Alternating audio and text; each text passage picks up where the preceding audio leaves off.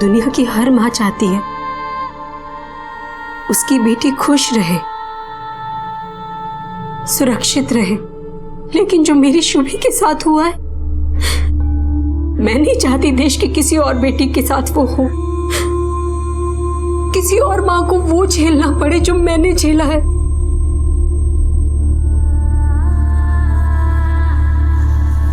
हर वक्त मेरे मन में बस एक ही सवाल आता है, मेरी शुभी के साथ ऐसा क्यों हुआ? मेरी शुभी को ये सजा क्यों मिली? मेरी शुभी को तो कभी स्कूल में भी सजा नहीं मिली थी। टीचर के हर सवाल का जवाब देती थी वो, और कभी कभी तो खुद ही टीचर बन जाती थी। नहीं पापा। क्या हुआ बेटा? पापा, आपको ये नहीं पता कि गाड़ी चलाते वक्त फोन पे बात नहीं करनी चाहिए। वो तो है बेटा, पर बहुत अर्जेंट कॉल है, मुझे उठाना पड़ेगा। पापा, अगर एक्सीडेंट हो गया तो मुझे चोट लग सकती है ना।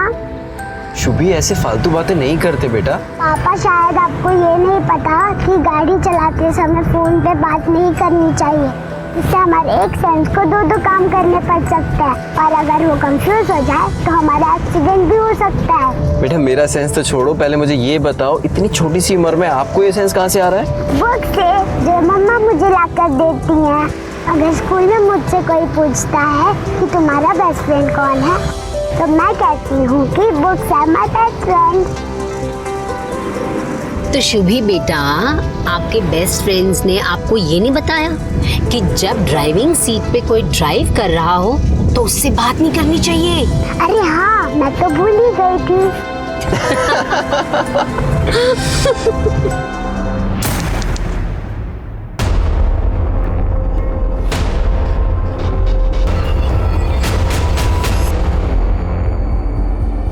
सिस्टर, बच्चे की हालत बहुत खराब है, तुरंत एडमिट कर लो। इसके माँ बाप कहाँ है? पुलिस कंप्लेंट हुई है या नहीं?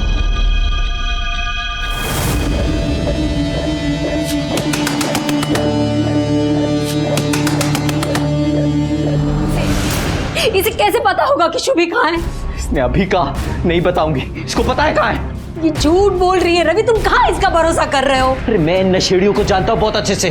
कल मैंने इसे पैसे नहीं दिए ना, इसलिए इसने मेरी बेटी को गायब किया है, ताकि पैसे लेकर नशा खरीद सके, है ना? तो तू देता क्यों नहीं है मुझे पैसे? हाँ, पहले तो मुझे खुद नशे का आदी बना दिया, और अब मन भर गया तो पैसे देने में आनाकानी करता है।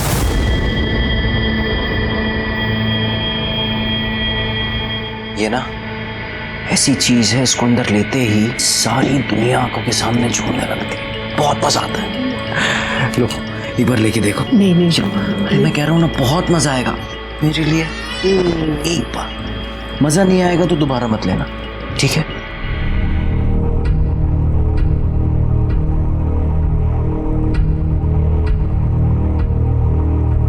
हर बार मुझे नशा देके मेरे शरीर का मजा लिया, और जब मन भर गया तो मेरे पास आना छोड़ दिया। लेकिन मैं तेरे इस दिए हुए नशे को नहीं छोड़ पा रही हूँ। देख, तेरी बकवास सुनने नहीं आया यहाँ। इसे नहीं पता कि हमारी शुभी कहाँ है। मैं हाथ जोड़ती हूँ तुम्हारे, हमें पुलिस स्टेशन चलना चाहिए। चलो यहाँ से, चलो चलो।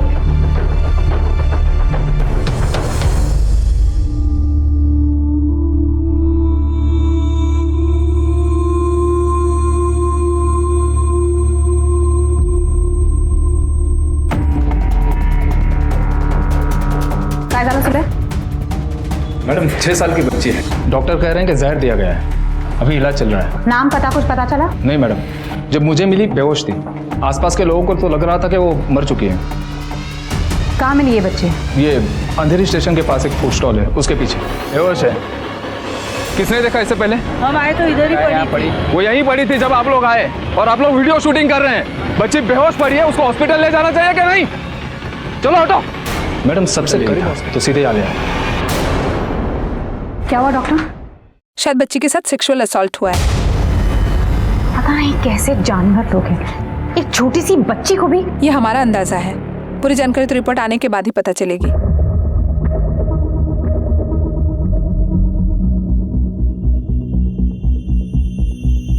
सर, एक 6 साल की छोटी बच्ची बेहोशी की हालत में मिली है। डॉक्टर का कहना है कि शायद उसके साथ सेक्सुअल असॉल्ट भी हुआ है।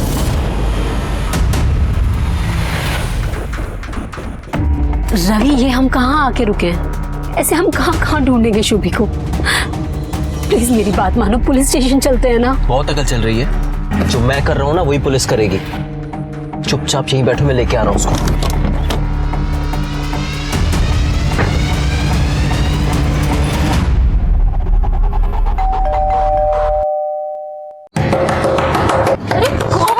कौन? दिशा को मरे 1 साल हो गया है। यहाँ क्या लेने आया तू? तेरी खुंदक मुझसे है ना, ले तेरे सामने खड़ा हूं, जो करना है कर ले, कि मेरी बेटी को छोड़ दे। उसने कुछ नहीं किया, उसकी कोई गलती नहीं है। बेटी को छोड़ दे? तेरी बेटी गायब हो गई? वो सारी औरतें जिनका तूने इस्तेमाल करके छोड़ दिया, वो भी किसी की बेटी थी। बट जो भी हो, तुझे ऐसे छटपटाता देख करना मुझे बहुत सुकून पहुंच रहा है। देख, बकवास मत कर, मुझे बस इतना बता दे मेरी बेटी कहाँ है। मुझे क्या पता तेरी बेटी कहाँ है? देख, झूठ मत बोल, मैंने सुबह देखा था जब वो बिल्डिंग में खेल रही थी ना, तू उसे घूर कर देख रही थी, तभी अंदाजा हो गया था तू कुछ गलत करने वाली है। बता दे मेरी बेटी कहाँ है। ओ अच्छा, तो तू यहाँ खड़ा होके क्या कर रहा है? जा जा पुलिस स्टेशन जा और जाके सबको बता दे कि मैंने तेरी बेटी को गायब किया, समझा? आरती, जा आरती। डॉक्टर, अगर आपको बच्ची पे सेक्सुअल असॉल्ट का डाउट है तो हमें उसे तुरंत गवर्नमेंट हॉस्पिटल शिफ्ट करना होगा मेडिकल के लिए। बच्ची की हालत पहले से बहुत नाजुक है, ऐसे में उसको यहाँ से कहीं और ले जाना बहुत ही रिस्की होगा। आप गवर्नमेंट हॉस्पिटल के डॉक्टर को यहाँ बुला सकते हैं।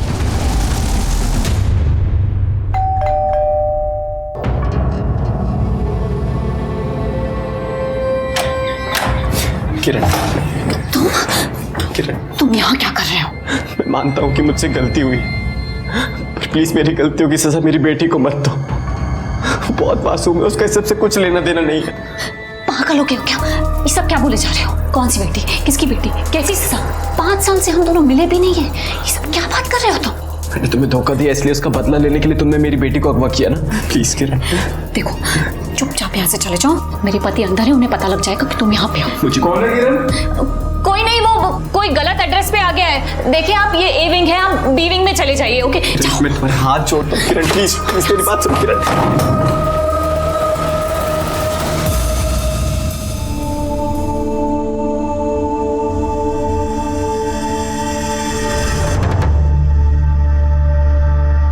क्या हुआ डॉक्टर? देखिए, बच्ची के शरीर पे कुल 13 जगहों पे चोट के निशान पाए गए हैं। इट सीम्स एज इफ उसे किसी ने बहुत बेरहमी से मारने की कोशिश की है। उसके लेफ्ट हैंड में फ्रैक्चर है और सेक्सुअल असॉल्ट का जो हमें डाउट था वो सही था। एंड बच्ची के नाखूनों में ड्रग्स के ट्रेसेस भी पाए गए। Thank you.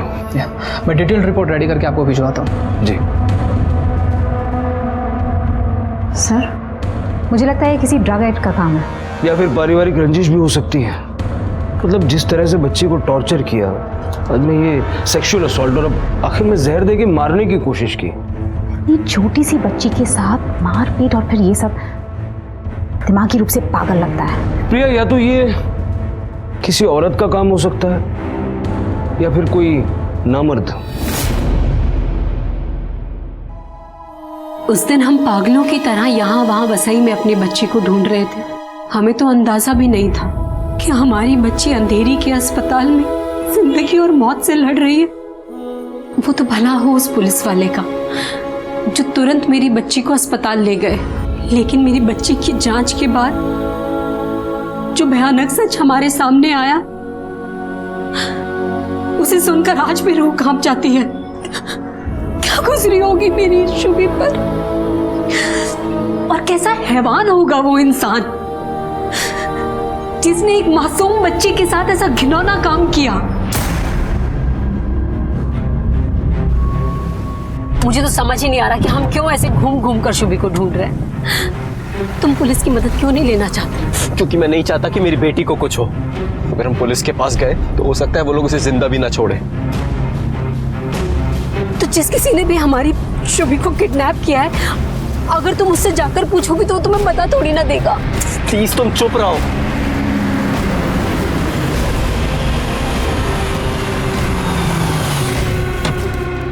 Seema, Seema, Seema,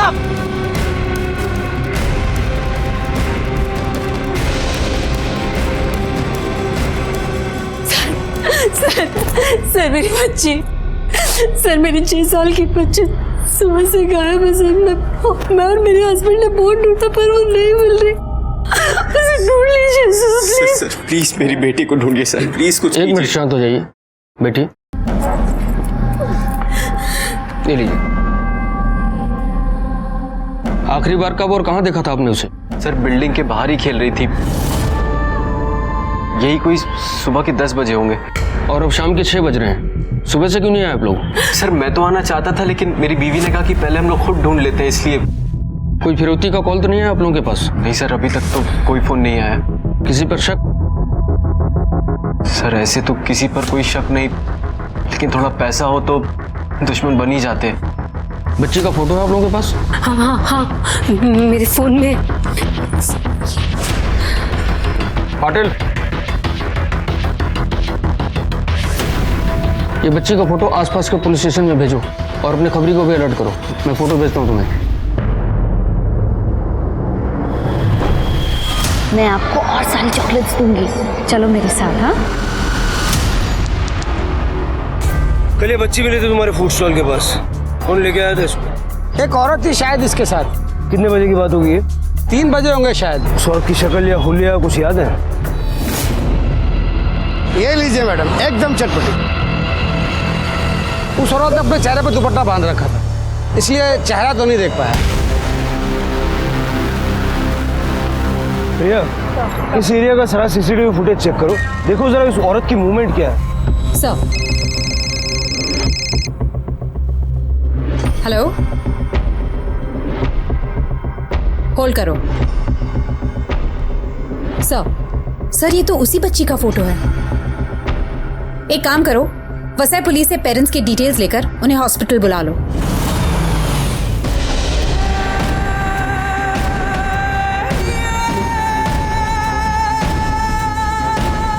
sister मेरी बेटी है शुभी, 6 साल की है, वो वसई पुलिस से। एक मिनट, आप शुभी के माँ बाप हैं? जी जी। आइए। अभी भी बेहोश है।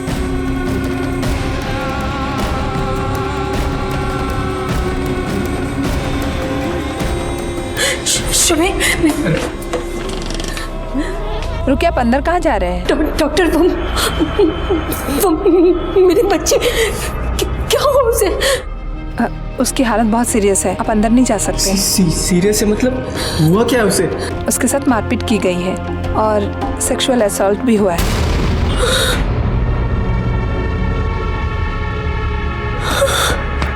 मेरी शुभी, तुझसे एक सवाल करूंगी, तुझे उसका सही जवाब देना होगा। बच्चे कैसे पैदा होते हैं? मम्मा कहती है कि बच्चे मम्मा की टम्मी से पैदा होते हैं। गलत जवाब। अब समझ तू। किसने किया ये सब? उसकी जांच हम लोग कर रहे हैं। डॉक्टर मैं आपके हाथ जोड़ती हूँ, एक बार मुझे मेरी बच्ची से मिलने दीजिए डॉक्टर, प्लीज ना। एक बार मुझे अपनी बच्ची। ठीक है, ये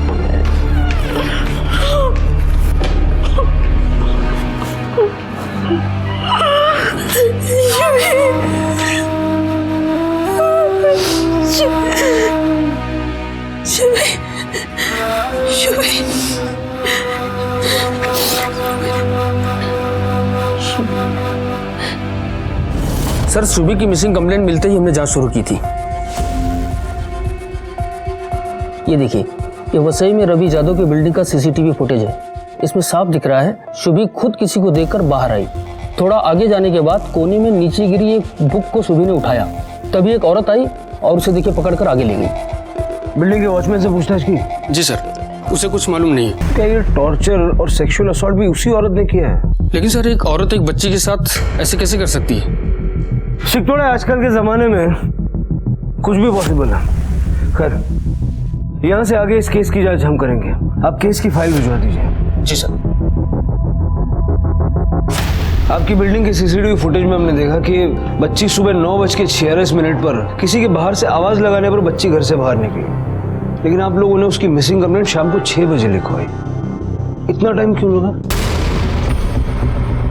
सर तब तक तो सर हम उसको आसपास ही ढूंढ रहे थे। जो फुटेज में हमें दिखाई दे रहा है कि वो किसी औरत के साथ जा रही है, औरत का चेहरा छुपा हुआ है। अब इतनी छोटी बच्ची की तो किसी से कोई दुश्मनी हो नहीं सकती, तो आपकी या आपकी कभी किसी औरत से कोई रंजिश वगैरह रही हो? सर मेरा एक ड्राइविंग स्कूल है खुद का, थोड़े बहुत पैसे हैं, लेकिन हमारी किसी औरत से कोई दुश्मनी नहीं है, ना मेरी ना मेरी बीवी की। ये तो वैसे भी सारा दिन अपनी बच्ची की देखभाल में लगी रहती थी।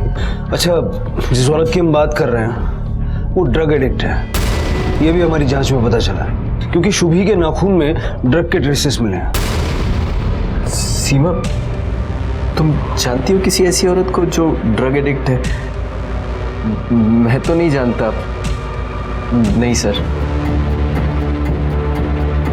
नहीं सर, मैं भी नहीं जानती। शुभी के अपराधियों को तलाशने की जिम्मेदारी अब अंधेरी पुलिस की थी, लेकिन ऐसा लग रहा था कि कुछ शुभी के माता पिता ही पुलिस की पूरी तरह से मदद नहीं कर रहे थे। आखिर क्यों वो अपनी बेटी के ही अपराधी को बचाने की कोशिश कर रहे थे?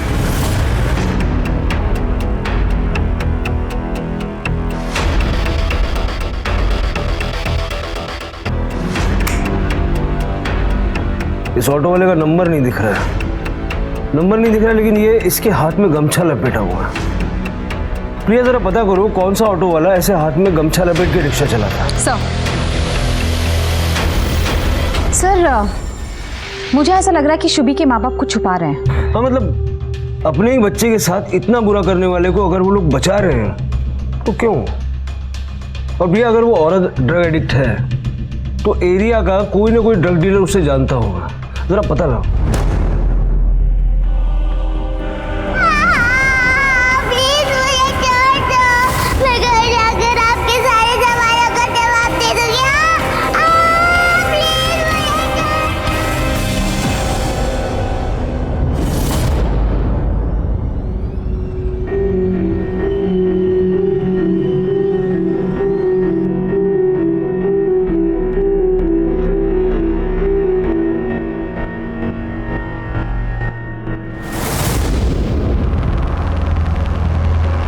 खबरदार, जो मेरी बेटी को हाथ लगाया तो दूर रहो इससे।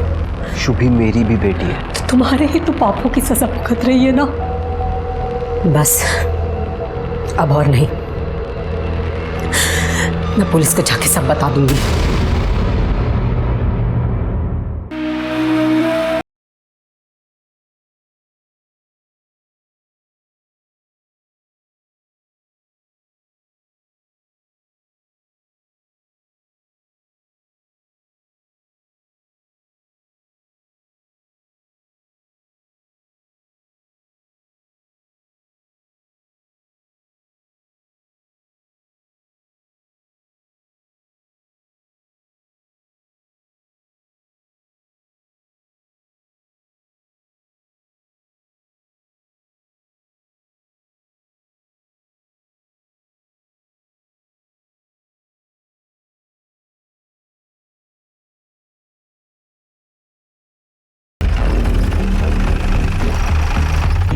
सुनो जी मैडम।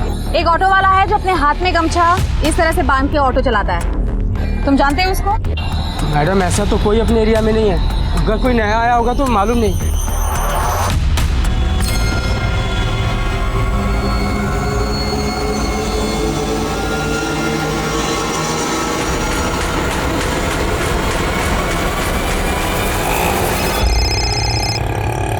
हेलो मैडम, वसई में एक पूजा नाम की आंटी रहती है जो कि ड्रग बेचती है। मुझे लगता है सारी इन्फॉर्मेशन उसके पास मिल सकती है। उसका नाम और पता भेजो, मैं अभी पहुंचती हूँ। Okay madam. संजीव, मैं वैसे ही जा रही हूँ, तुम ऑटो वाले का पता लगा के रहना, ठीक है? मैडम। चलो।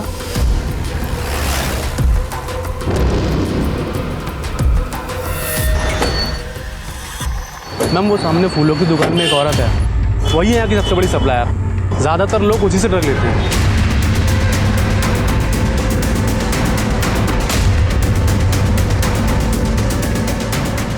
पास नहीं आना, दूर हटो।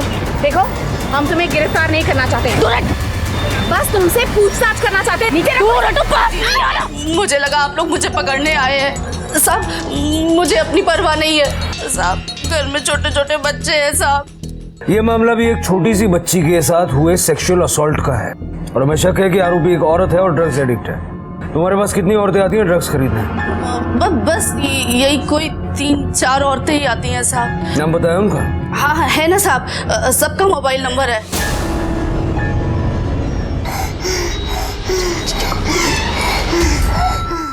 क्या हुआ? क्या हुआ? ये ठीक है ना डॉक्टर? हाँ ठीक है। I am sorry, she is no more. यहाँ सिर्फ 6 साल की मासूम शुभी ने दम नहीं तोड़ा था, कई मासूम उम्मीदों ने, सपनों ने भी दम तोड़ दिया था। शुभी की मौत के बाद पुलिस के लिए ये केस और भी मुश्किल होने जा रहा था। वो बच्ची शुभी जाधव वो नहीं रही। ये अच्छा नहीं हुआ प्रिया। अब उस औरत की शिनाख्त करने में हमें और भी मुश्किल होगी जिसने शुभी के साथ ये सब कुछ किया। Right sir. उस ऑटो वाले का कुछ पता चला? सर ऑटो वाले का तो पता नहीं चला, लेकिन ड्रग बेचने वाली ने जो नंबर दिए थे उसमें से 3 नंबर बंद है और 1 नंबर किसी रेशमा का है जो 2 महीने से रिहैब सेंटर में है। तो उन तीनों नंबर की डिटेल्स निकलवाई? हाँ सर उनमें से एक औरत है निशा और इसके कॉल डिटेल्स के मुताबिक इसकी शुभी के माँ बाप से रेगुलरली बात होती थी।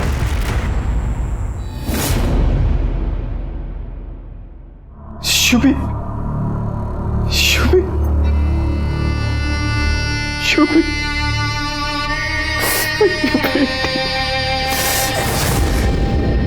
खबरदार जो मेरी बच्ची को हाथ में लगाया तूने तो हाथ तोड़ दूंगी तेरा। हाथ छोड़ मेरा। तेरी इन आंखों से मैं जिस वजह से डरती थी ना, जिस वजह से मैं तेरी हर बात सहती थी,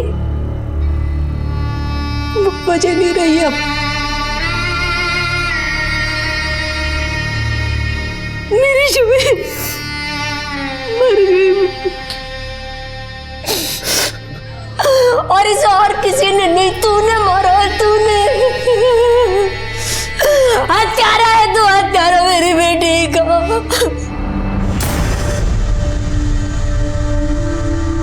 मम्मा, इस बुक में लिखा है कि अच्छे लोग मरने के बाद स्वर्ग में जाते हैं। मैं भी मरने के बाद स्वर्ग में जाऊंगी ना?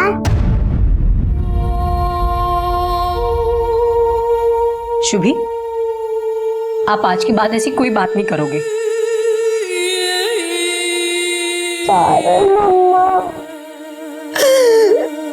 मेरी बेटी,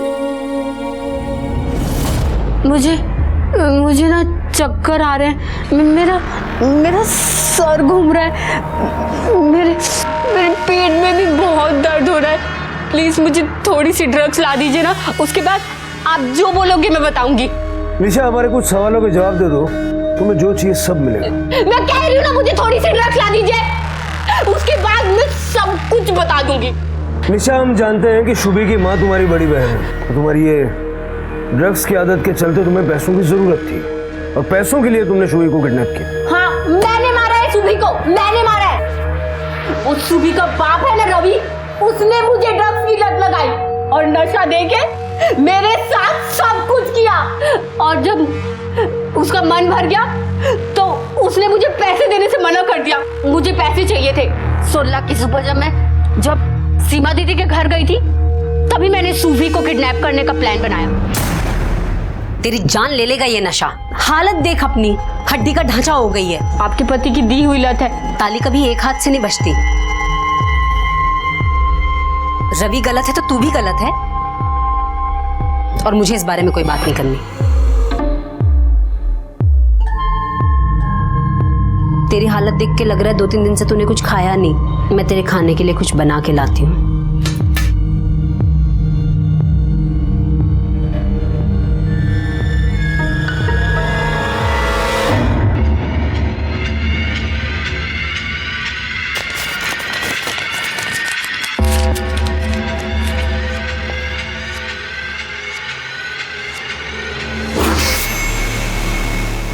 सॉरी मौसी, आपका पाउडर गिर गया।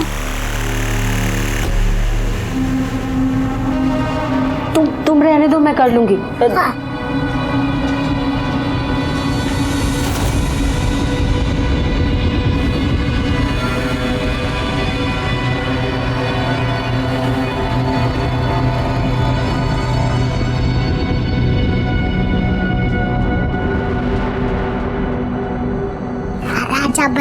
बताऊँ? आइसक्रीम खाओगी? नहीं, मम्मी गुस्सा करेगी। मम्मी को बताएंगे तब ना गुस्सा करेगी, मम्मी को पता ही नहीं चलेगा।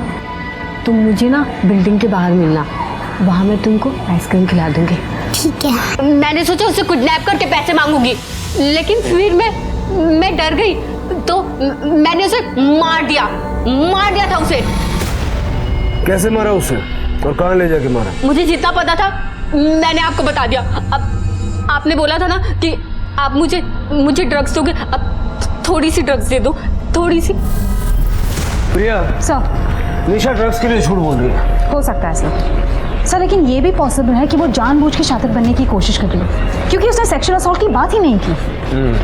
वो चाहती है कि हम ये माने कि वो ड्रग्स के लिए झूठ बोल रही है। फिलहाल निशा को ये रखो। सर, हॉस्पिटल से हवलदार गोविंद का फोन आया था। उसका कहना है कि बच्चे के माँ बाप के बीच में बच्चे की मौत के लेके कुछ लफड़ा हुआ है।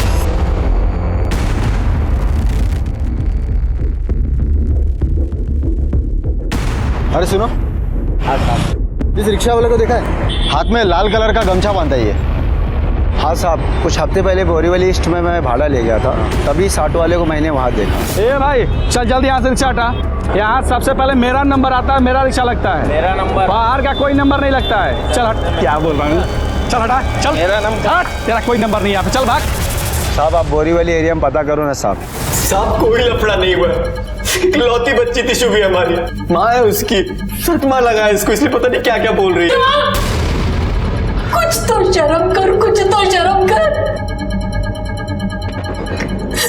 सर मैं नहीं जानती मेरी शुभी को किसने मारा, लेकिन उसकी मौत के पीछे इस आदमी का हाथ है सर, इस आदमी का हाथ।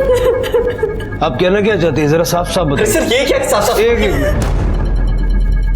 आप बोलिए। इस आदमी ने बहुत औरतों की जिंदगी बर्बाद की है सर, उन्हें में से किसी औरत ने मेरी शुभी को। नहीं सर। जब मेरी शुभी गायब हुई तो ये मुझे बहुत सारे जगह पे लेके गया उसे ढूंढने के लिए। मैं आपको वो सारी बिल्डिंग्स के बारे में बता दूंगी। मुझे बिल्डिंग मालूम है लेकिन फ्लैट नंबर नहीं मालूम। ये मुझे ऊपर नहीं लेके गया। फ्लैट नंबर यही बताएगा या थाने चल के बताएगा? देखिए सर, मैं आपको सच यही बता देता हूँ सब, लेकिन मैं आपसे कह रहा हूँ कि औरतों का शुभी की मौत से कोई लेना देना नहीं है सर। किसका किससे क्या लेना देना है नहीं है ये हम पता कर लेंगे। चल तू सबके नाम और एड्रेस लिखवा। हम हिंदुस्तानी पत्नियों को चाहे किसी भी वजह से ही सही अपने पति की बुराइयों को छुपाने, दबाने और सहने की बुरी आदत होती है, और जो औरत इंडिपेंडेंट नहीं होती उसके लिए ये एक मजबूरी भी है। मैं भी आज तक चुप रही, अपने पति की हर ज्यादती, हर गलत बात को सहती रही। मेरी बेटी की मौत ने मुझे तोड़ दिया, लेकिन उसे न्याय दिलाने की जिद ने मुझे एक नई हिम्मत दी। काश ये हिम्मत मैंने उसके जिंदा रहते दिखाई होती तो आज मेरी शुभी मेरे पास होती। सीमा ने जो हिम्मत दिखाई, अपने पति के खिलाफ सच बोलने की कोशिश की, उसके बाद अब पुलिस रवि से जुड़ी उन सभी औरतों का पता लगाने में जुट गई थी जिनका उसने शारीरिक और मानसिक इस्तेमाल किया था। सर लगता है घर पे कोई नहीं है। अरे सुनो, ये 303 वाली आरती मोरे कहाँ है? हाँ आरती मैडम, वो तो सुबह बैग लेकर निकल गई। कुछ बताया कहाँ जा रही है? नहीं बताया तो नहीं कुछ। नंबर है उसका? हाँ साहब, वो एक्चुअली में क्या है, जब वो इंटरकॉम ख़राब हो जाता है तो डायरेक्ट फ़ोन कर देती हैं वो, अगर उन्हें कुछ काम होता है। ये नंबर है। अच्छा ये देखो, ये है रवि। क्या ये अक्सर आरती मैडम से मिलने आया करता था? हाँ मिलने तो आते थे, पर आरती मैडम से नहीं, उनकी छोटी बहन दिशा मैडम से मिलने आते थे। अब ये दिशा कहाँ मिलेगी? उन्होंने तो 1 साल पहले ही सुसाइड कर लिया। प्रिया, दिशा ने सुसाइड कर लिया, अब शुभी की हत्या और आरती गायब। जरा पता लगाओ ये आरती गई कहाँ है। सर किरण जी, झूठ बोलने की या कुछ छुपाने की कोशिश मत करिएगा, क्योंकि हम जानते हैं कि 16 तारीख की शाम को अपनी बच्ची के बारे में पूछने के लिए रवि यहाँ आपके घर में आया था। हाँ सर, वो यहाँ आए थे अपनी बेटी के बारे में पूछने के लिए। और उसे मुझ पर शक हो रहा था। हमें भी आप पर शक है। मैडम 6 साल पहले मेरा रिश्ता था रवि के साथ और अब तो मेरी शादी को 5 साल हो चुके हैं। मैं सब भुला चुकी हूँ। क्या आप हमें बता सकती है कि 16 अप्रैल को 10 और 6 के बीच में आप कहाँ थी? यही थी अपने घर पे अपने पति के साथ। उनकी छुट्टी थी उस दिन। अभी कहाँ है आपके पति?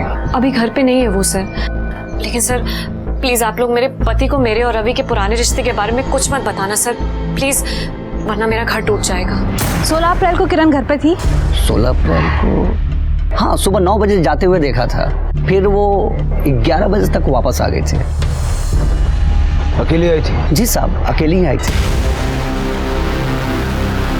प्रिया, अगर देखा जाए तो इन सभी औरतों के पास रवि से बदला लेने की और शुभी की जान लेने की वजह है।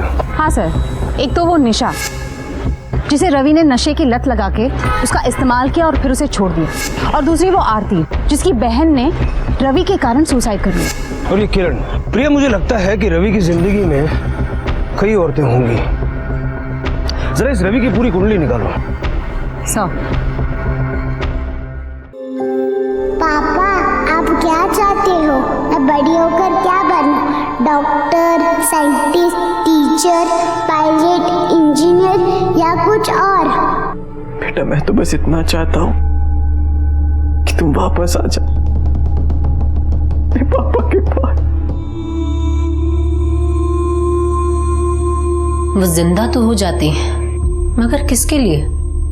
एक ऐसे बाप के लिए जो खुद उसकी मौत का जिम्मेदार है, या एक ऐसे आदमी के लिए जो न जाने कितनी जिंदगियों को बर्बाद करने का जिम्मेदार है। अगर अभी भी थोड़ी शर्म बाकी है ना रवि, तो पुलिस के सामने जाकर अपने गुनाह कबूल कर लो। कब तक अपने गुनाहों का बोझ ढोते फिरोगे रवि?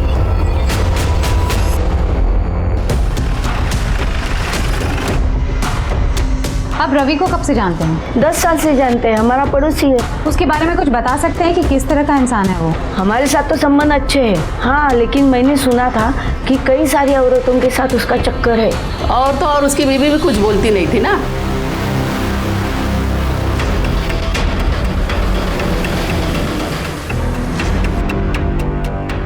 जी सर।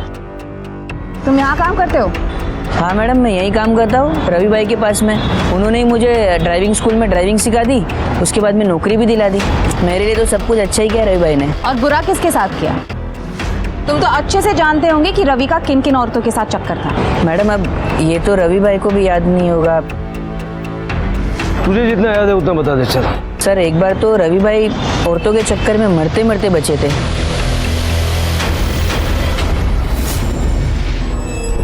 सर ये सब झूठ है, ऐसा कुछ नहीं हुआ था। ये झूठ है या वो झूठ था जो तुम बोलते आ रहे थे? सिटी हॉस्पिटल में तुमने बोला कि तुम धारदार चाकू पर गिर गए थे। अब तो सच बोल दो। सर मैंने कोई झूठ नहीं बोला था, मैं सच कह रहा हूँ। स्मिता, लेकर आओ उन्हें।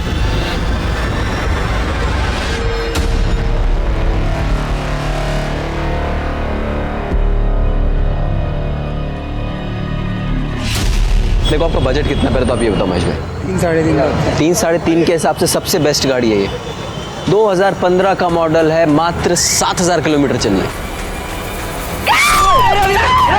रवि भाई 17 साल की थी मेरी पूर्वी, इस नालायक ने उसे पेट से बना दिया। बदनामी से बचने के लिए मैं अपने पुरकी को गांव में छोड़ के आ गई, लेकिन मैं इसे जिंदा नहीं छोड़ना चाहती थी। तुला सोड मारणार बाग में कोई तशी नहीं का पीला तो बाप। अगर उस वक्त आपने पुलिस में कंप्लेंट कर दी होती तो आज ये जेल में होता। साहब मैं अभी कंप्लेंट करेगी तो चलेगा ना? क्या कंप्लेंट?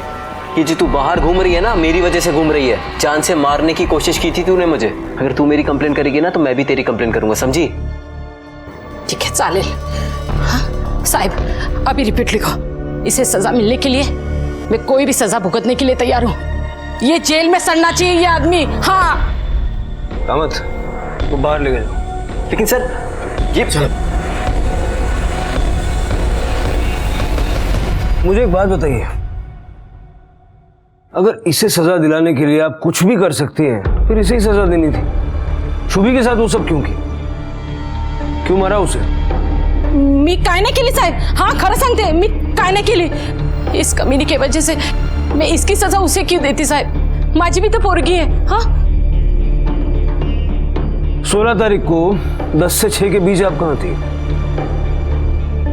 वो मेरी तबीयत ठीक नहीं थी, इसलिए मैं घर पे ही थी साहब. ठीक है, जाइए. प्रिया, इस पे नजर रखना.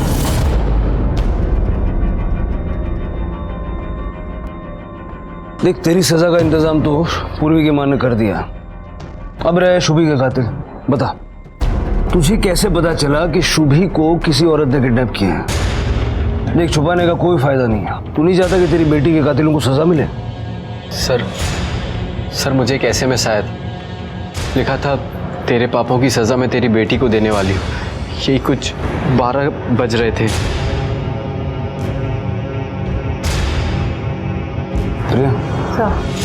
इस नंबर की डिटेल्स निकालो. सर, शक की सुई अभी भी इन तीनों पे अटकी है. किरण, निशा, आरती या पूर्वी की माँ. और इनमें से किरण को छोड़ के तीनों औरतें ऐसी हैं जिन्होंने हाल फिलहाल में रवि की वजह से नुकसान उठाया है. लेकिन सर मैंने तीनों औरतों का कॉल रिकॉर्ड चेक किया. 16 अप्रैल को तीनों वसई और उसके आसपास के इलाके में थे. अंधेरी कोई नहीं गया. प्रिया, हो सकता है कि बच्ची के साथ गलत वसई में किया गया, उसे जहर वहां खिलाया गया और फिर किसी औरत के जरिए यहाँ अंधेरी में छोड़ दिया. सर मुझे ऐसा लग रहा है कि पूर्वी की माँ स्मार्ट खेल रही है. उसी ने ये सब किया है. वो जानती है कि अटेम्प्ट टू मर्डर का गुनाह कबूल करने में सजा कम होगी, इसलिए उसने रवि पर हमले का गुनाह कबूल कर लिया और शुभी के बारे में कुछ नहीं बोला. निशा को छोड़ दो. सर. अरे सुनो, 2 मिनट बाहर आओ. इस रिक्शा वाले को देखा है? सर ऐसा लाल वाला गमछा तो एक ही रिक्शा वाला सर डाल के घूमता हो रहा सर.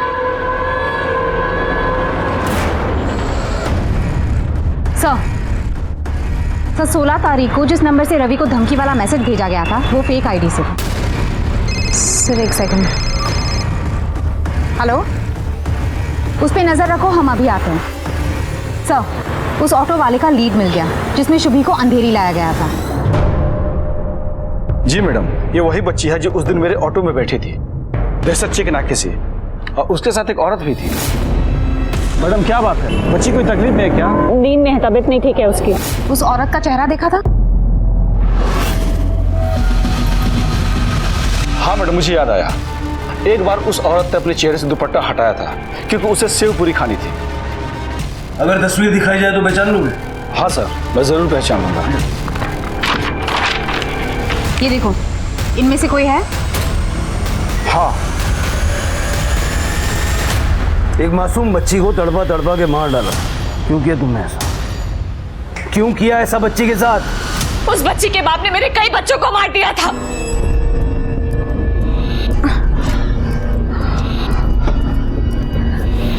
रवि, कितनी बार कहे प्रोटेक्शन साथ में लेकर चला करो. भूल गए?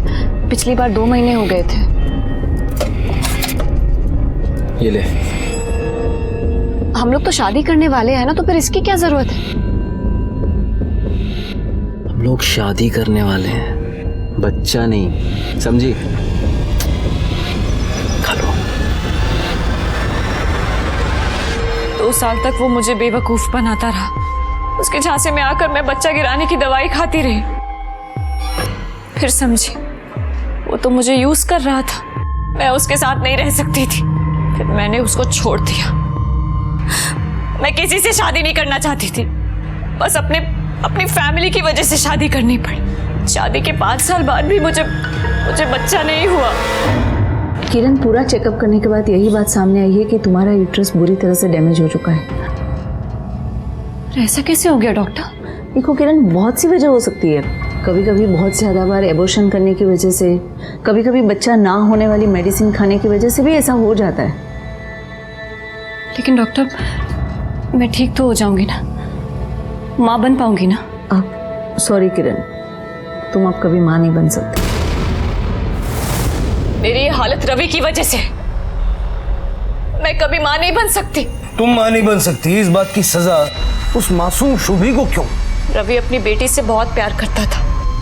मैं भी उसे वही तकलीफ देना चाहती थी जिस तकलीफ से मैं जूझ रही थी. मैंने उसकी बेटी पर 1 हफ्ते तक नजर रखी, फिर पता लगा उसे किताबों का शौक है।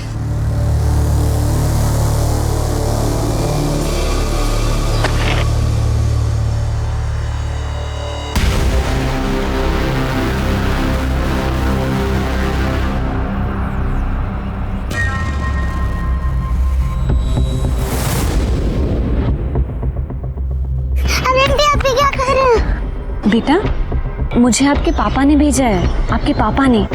ये देखो, ये दोनों चॉकलेट्स आपके लिए हैं और ये बुक ये भी आपकी है। लो, मैं आपको और सारी चॉकलेट्स दूंगी।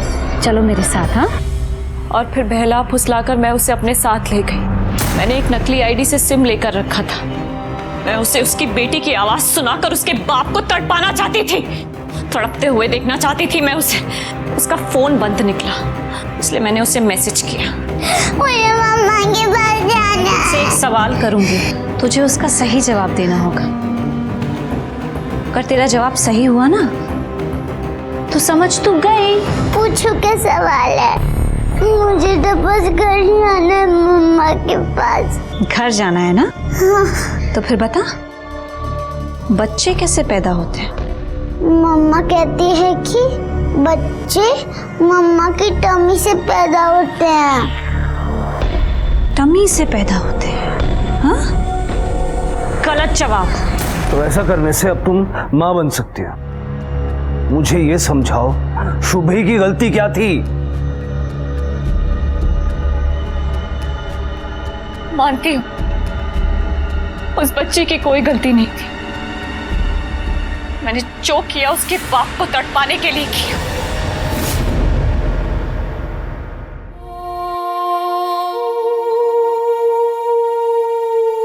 आज मेरे पति पछतावे में हैं। सजा से ज्यादा उन्हें बेटी को खोने का एहसास जीने नहीं दे रहा।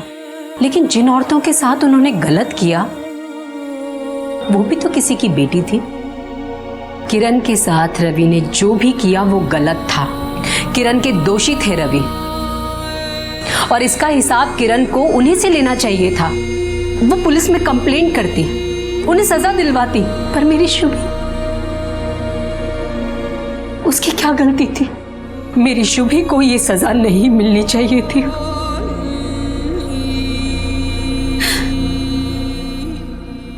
देखते हैं हमारे आज के एपिसोड की दूसरी कहानी।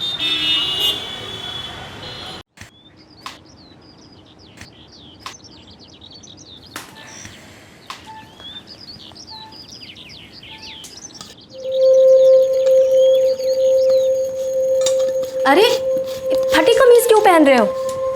जब जिंदगी फटेहाल हो तो सिली कमीज पहन के कौन सा भाग्य बदल जाएगा? सपने सिर्फ देखने भर से ही पूरे हो जाते तो दुनिया में कोई गरीब नहीं होता। कमीज दो, सिल देती हूँ। रहने दो, ठीक है। फटी हुई कमीज पहनकर दुनिया में अपनी गरीबी का ढिंढोरा पिटोगे तो भी रहम की भीख नहीं मिलने वाली। दो। दूध का ध्यान रखना, लाती हूँ सिल के।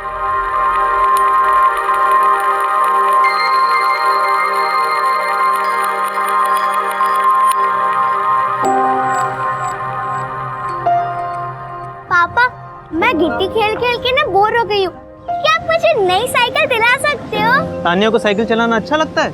हाँ, मुझे साइकिल चलाना बहुत अच्छा लगता है। और आप जब मुझे साइकिल दिलाओगे ना तो मैं साइकिल को मैदान में जाके खूब चलाऊंगी और ट्यूशन तक भी ले जाऊंगी।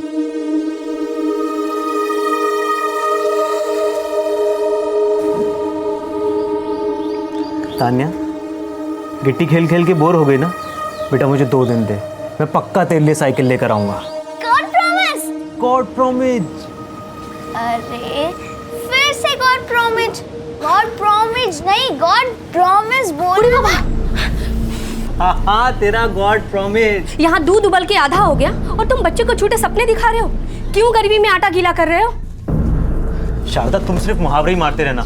तुम ये क्यों नहीं समझती हो कि आटे दाल की चिंता मुझे तुमसे ज्यादा है? नौकरी छोड़कर खुद घर पे बैठे हो और ताने मुझे दे रहे हो। तुमसे कुछ नहीं होता तो मुझे कह दो। सबका पेट भरने के लिए मैं भी दूसरों के यहाँ बर्तन मान सकती हूँ। उठाई जाए छो। मम्मी, आप हमेशा पापा को डांटती क्यों रहती हो?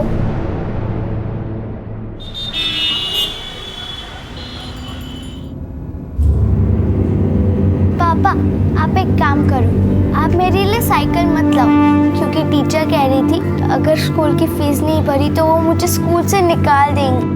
कहते हैं इस दुनिया में हर चीज़ एक्सपायरी डेट के साथ आती है, लेकिन प्रॉब्लम यही है कि हमें अपनी एक्सपायरी डेट कभी पता नहीं चलती, और अगर पता होती तो शायद उससे पहले अपने सारे सपने पूरे कर लेते। हेलो,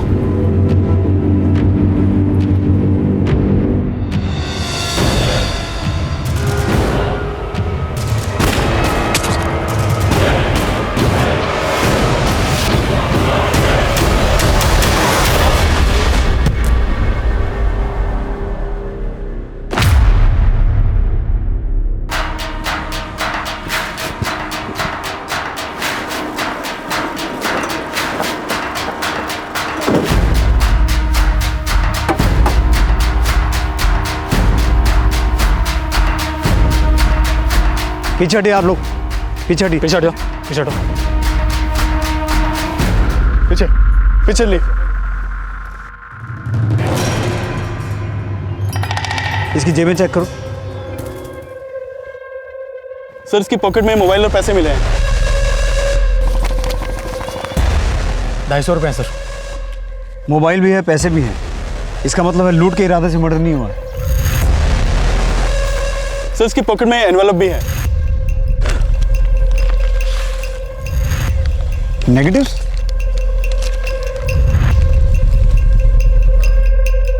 सर,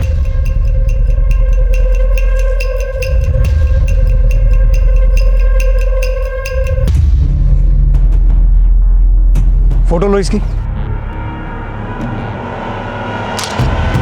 सर ये तो कोई एंटी गन लगती है। हेमंत, गन को बैलिस्टिक और बॉडी को पोस्टमार्टम के लिए भिजवाओ, और इसके फोन को ऑन करवा के देखो, शायद इसके घर वालों के नंबर इसमें फीड हो। Yes sir.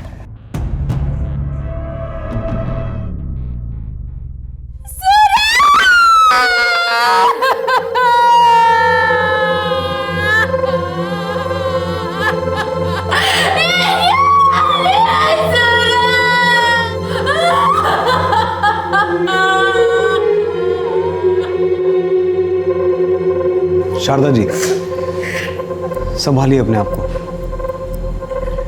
मुझे ये बताइए कि आपके पति सूरज घर से कुछ बोल के गए थे कि कहाँ जाने वाले हैं? बोल कर गए थे कि अपने लिए नौकरी ढूंढने जा रहे हैं। कब से नौकरी ढूंढ रहे थे वो? करीब 1 महीने से। इसके पहले वो किराने की दुकान पर नौकरी करते थे। पर शारदा जी, कोई तो ऐसी वजह रही होगी जो आपके पति को इस तरह से मारा गया। ठीक है, बाहर उनकी किसी से कोई दुश्मनी नहीं थी, लेकिन घर के अंदर ही परिवार में कोई रंजिश? नहीं साहब, उनका हमारी बेटी के सिवा कोई सगा नहीं था। जरा अच्छे से याद करके बताइए, आपने कभी अपने पति को किसी के साथ देखा हो या कोई ऐसी बात सुनी हो? ये साहब, हमने कभी नहीं सुना, लेकिन हाँ, करीब 10 दिन पहले हम बाजार गए थे। वहां उन्होंने किसी को देखा था। चलो, तो मैं आ रहा हूँ। सूरज! तब वो किसी से मिलने गए थे, लेकिन जब वापस आए तो बहुत जल्दी में लग रहे थे। आलिया ना, चलो। हाँ, लेकिन किससे मिलने गए थे? अरे घर चल के सब बताऊंगा, चलो तो। बताओ तो। बाद में मैंने घर जाके भी उनसे उस बारे में पूछा, लेकिन उन्होंने मुझे कुछ भी नहीं बताया। तो आपको लगता है कि आपके पति की मौत की वजह वो शख्स हो सकता है जिसे वो उस दिन बोरिया नगर में मिलने गए थे? शायद, क्योंकि उस दिन के बाद से वो और भी ज्यादा परेशान रहने लगे थे। लेकिन वो था कौन? जरा सा भी आइडिया है आपको? ठीक है, अगर आपको उस आदमी के बारे में कुछ भी पता चले या आपको कुछ भी याद आए तो हमें बताइएगा। फिलहाल आप जा सकते हैं। 1 मिनट, आपके पति सूरज जी की जेब से हमें कुछ नेगेटिव्स मिले थे। आप कुछ बता सकती हैं किन फोटोग्राफ्स के नेगेटिव्स हैं?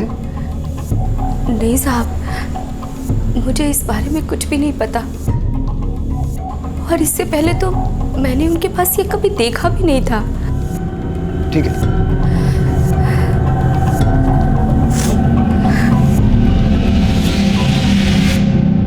सर रील कैमरा का ट्रेंड 8 से 10 साल पहले बंद हो गया था, फिर कोई नेगेटिव को संभाल के रखे, इसकी कोई ना कोई तो बड़ी वजह होगी।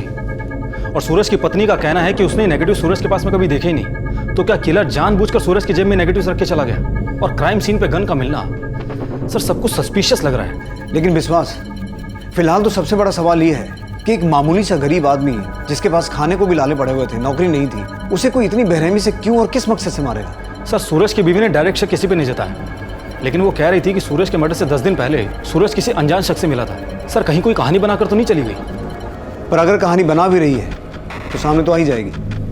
तुम एक काम करो, फिलहाल इन नेगेटिव्स को डेवलप करवाओ, और जैसे ही सूरज के कॉल रिकॉर्ड्स आते हैं उन्हें स्टडी करो, और सूरज के आस पड़ोस, वो जहाँ पहले नौकरी करता था, हर जगह अच्छे से पूछताछ करो। सर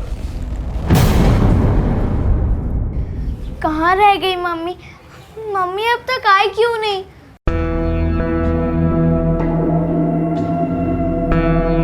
मम्मी, मम्मी आप कहाँ रह गई थी? पापा, पापा कहाँ? वो अब तक आए क्यों नहीं?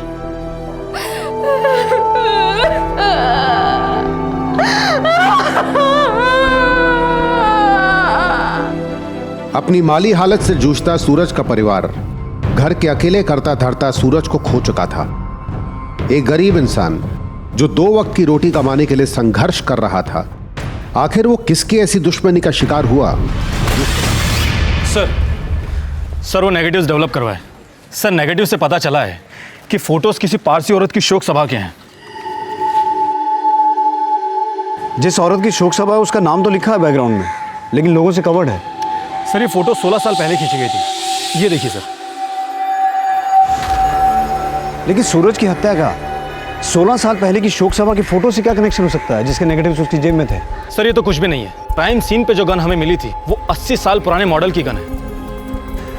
सर ऐसी गन्स ब्रिटिश काल में बना करती थी। गन की बैलिस्टिक और पोस्टमार्टम रिपोर्ट का क्या स्टेटस है? सर रिपोर्ट कल तक आ जाएंगे।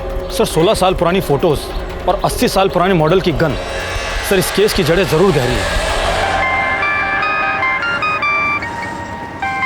हेमंत, सर सूरज के पड़ोसियों से पूछताछ में पता चला कि सूरज और उसकी बीवी के बीच में बनती नहीं थी। सर वजह का तो नहीं पता चला, लेकिन ये पता चला है कि दोनों के बीच में अक्सर झगड़े होते रहते थे। एक काम करो, सूरज की बीवी को थाने बुलाओ और उनके बीच होने वाले झगड़ों की वजह पता करो। हो सकता है उन दोनों के बीच कोई तीसरा हो जिसकी वजह से सूरज की मौत हुई। तुम्हारे पति सूरज की जेब से जो नेगेटिव्स मिले थे, ये उसके फोटोग्राफ्स हैं, किसी पारसी औरत की शोक सभा के हैं। मुझे नहीं पता साहब कि ये सब कौन है। तो तुम इनमें से किसी को नहीं जानती? नहीं साहब। अगर तुम किसी को नहीं जानती तो किसी पारसी औरत की शोक सभा के फोटो के नेगेटिव तुम्हारे पति सूरज की जेब में क्या कर रहे थे?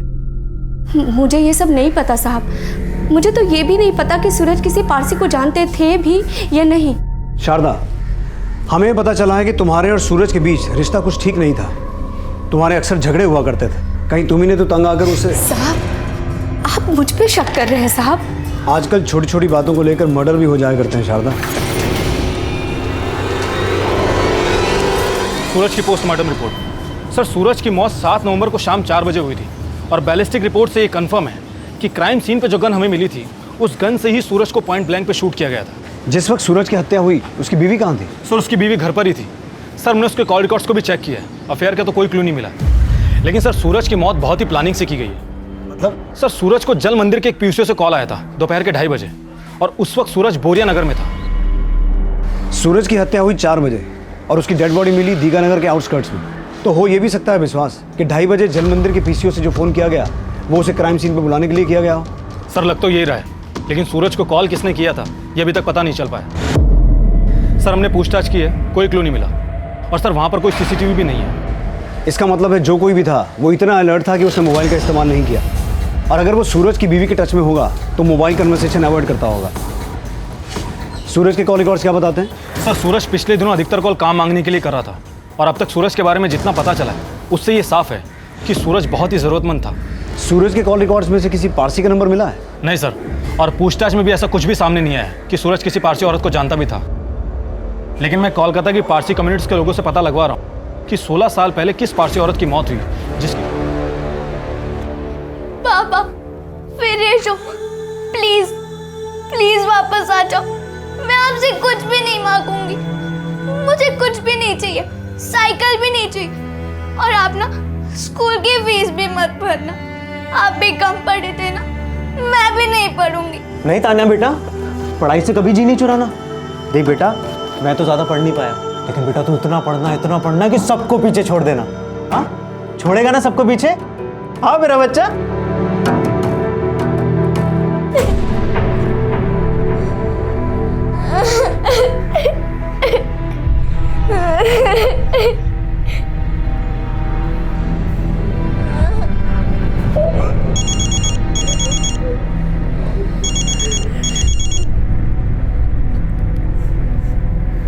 हेलो सर, सूरज पहले जिस दुकान पे नौकरी करता था उस दुकान के मालिक से मेरी बात हुई।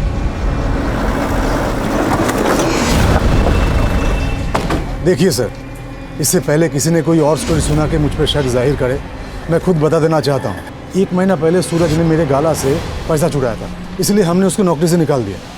सूरज की बीवी ने हमें बताया था कि सूरज ने खुद नौकरी छोड़ी थी, और अब हमें पता चल रहा है कि उस पर चोरी का इल्ज़ाम लगा था, इसलिए उसे नौकरी से निकाला गया था। कहीं ऐसा तो नहीं कि सूरज की बीवी उसके बारे में और बहुत कुछ जानती है, हमसे छुपा रही है?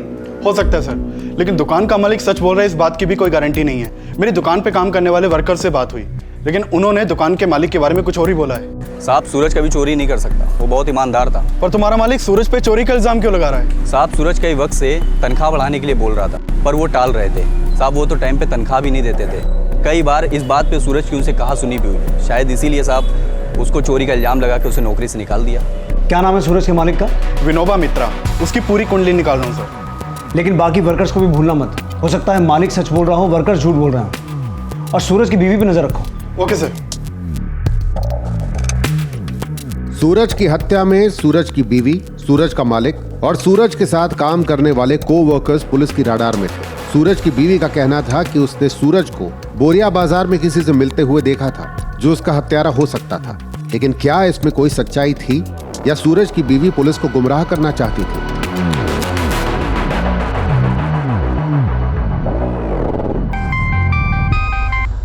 हाँ बोलो विश्वास। सर, सूरज की जेब से जिस शोक सभा के फोटोज के नेगेटिव हमें मिले थे, वो शोक सभा 16 साल पहले कोलकाता के बंसद्रोणी में रहने वाली लेट नवरोज ईरानी के लिए रखी गई थी। सर, नवरोज ईरानी का 16 साल पहले मर्डर हुआ था। व्हाट? नवरोज ईरानी का मर्डर हुआ था?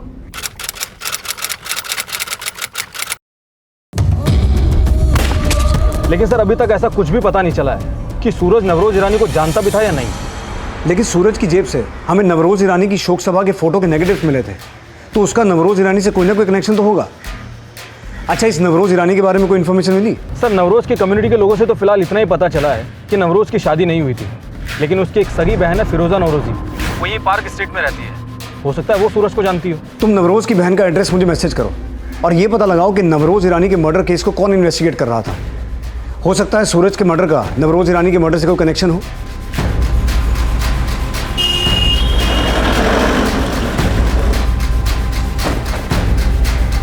फिरोजा मैडम है?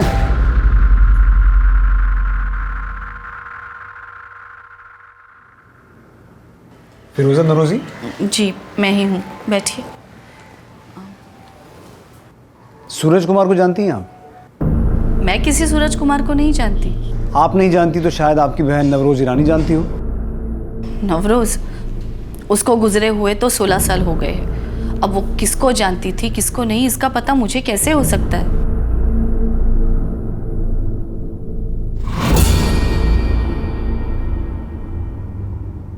वो मेरा बेटा है साइरस।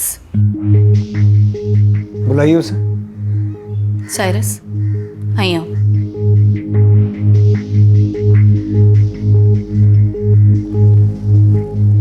साइरस, हम दरअसल ये जानना चाहते थे कि आप या आपकी मदर किसी सूरज कुमार को जानते हैं? मैंने कहा ना आपसे, हम किसी सूरज कुमार को नहीं जानते, तो आप बार बार एक ही सवाल क्यों पूछ रहे हैं? एक्चुअली जिस तरह से 16 साल पहले आपकी बहन को मारा गया था, उसी तरह 7 नवंबर को सूरज कुमार की हत्या हुई है।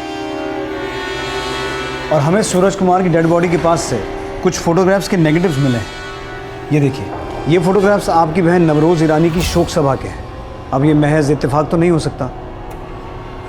आप शायद सूरज कुमार को नाम से नहीं पहचान पा रही। ये है सूरज कुमार। जी नहीं, हम इसे नहीं जानते। ठीक है, चलते हैं, लेकिन अगर ज़रूरत पड़ी तो दोबारा तकलीफ देंगे आप। Thank you.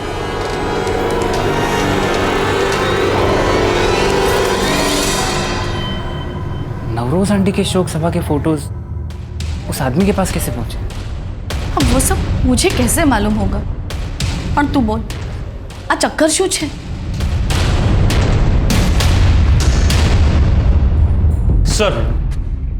Sir Navroz Irani murder case की फाइल मैंने पढ़नी शुरू की ही थी कि एक चौंकाने वाली बात पता चली। सर 16 साल पहले नवरोज ईरानी को जिस गन से शूट किया गया था वो गन भी 80 साल पुरानी ब्रिटिश काल में बनी थी। सर ये देखिए, ये बुलेट हमें नवरोज की बॉडी से मिली थी और ये बुलेट हमें सूरज की बॉडी से मिली। और इन दोनों मर्डर्स के बैलिस्टिक रिपोर्ट से ये पता चलता है कि ये दोनों बुलेट एक ही गन से फायर की गई। विश्वास, अगर इन दोनों को एक ही गन से मारा गया है तो पूरी पॉसिबिलिटी है कि इन दोनों का किलर एक ही हो। लेकिन सर नवरोज ईरानी को किसने मारा था ये 16 साल से अभी तक पता नहीं लग पाया। लेकिन सूरज कुमार मर्डर केस में पिछले 13 दिन में हमें एक ही लीड मिली है कि हो सकता है जिसने सूरज को मारा हो उसी ने नवरोज को मारा हो। इसलिए नवरोज मर्डर केस के जितने भी सस्पेक्ट थे अब वो हमारे लिए सूरज कुमार के मर्डर केस के भी सस्पेक्ट हैं। नवरोज मर्डर केस को इन्वेस्टिगेट कौन कर रहा था? Sir police inspector Pranav Roy. Retirement के बाद से वो सिलीगुड़ी में रह रहे हैं। मैंने उनसे मिलने के लिए रिक्वेस्ट की थी और कल सुबह 11 बजे वो हमसे यहाँ मिलने के लिए आने वाले हैं।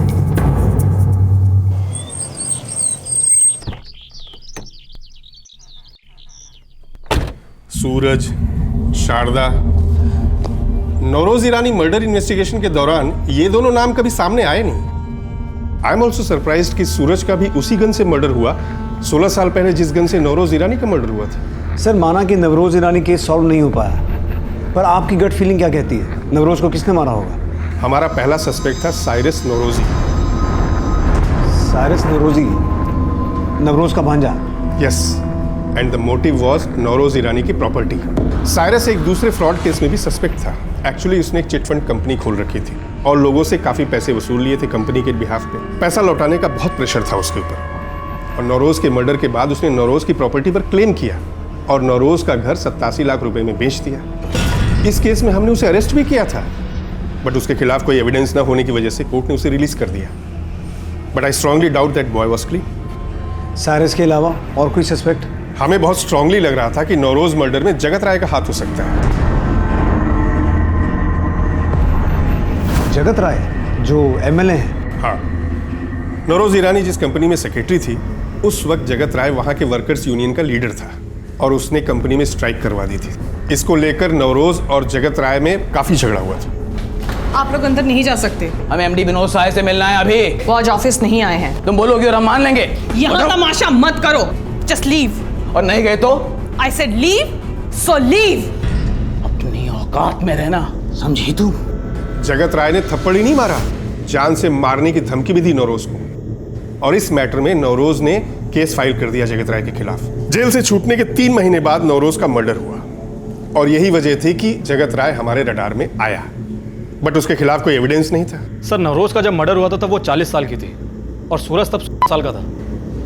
सर ऐसा भी तो हो सकता है कि नवरोज ईरानी को किसी कॉन्ट्रैक्ट किलर ने मारा हो। तो आपकी इन्वेस्टिगेशन के दौरान ऐसी कोई ट्रेल सामने आई थी जिससे ये पता चले कि वो गन कहां से खरीदी गई है? हमने उस टाइम के तमाम हिस्ट्री शीटर्स और इलीगल आर्म डीलर्स को भी राउंड अप किया था, लेकिन उस गन से रिलेटेड हमें कोई लीड नहीं मिली थी। इवन हमने तमाम वेस्ट बंगाल की रॉयल फैमिलीज से भी पूछताछ की जिनके पास ब्रिटिश एरा की गन होने की संभावना हो सकती थी, लेकिन उस मामले में हमें कुछ हाथ लगा नहीं।